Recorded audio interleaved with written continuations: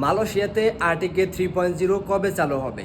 অনেকেই বলতেছে ঈদের আগে হবে, অনেকে বলতেছে ঈদের পরে হবে, অনেকে বলতেছে অমুক তারিখে হবে, অনেকে বলতেছে অমুক মাসে হবে। এটা নিয়ে মালয়েশিয়া প্রবাসীদের মধ্যে একটা বিভ্রান্তি সৃষ্টি হইতেছে। অনেকেই ভাবতেছে আদৌ কি হবে কিনা বা আদৌ কি এটা চালু করবে কিনা। তো এই বিভ্রান্তির মধ্যে মালয়েশিয়ার ইমিগ্রেশন তাদের ভেরিফাইড পেজে, ফেসবুক ভেরিফাইড পেজে একটা পোস্ট করছে। সেই পোস্টটা এখানে দেখতে পারতেছেন। তারা এখানে বলছে যে আরটিকে 3.0 আসলে কবে চালু হতে পারে। এই বিষয়টা যদি জানতে চান, সেই বিষয়ে জানার জন্য অবশ্যই তাদের ভেরিফাইড পেজগুলি বা ফেসবুক পেজ বা তাদের টুইটার এই সমস্ত জায়গায় ফলো করার জন্য বলতেছে তারা।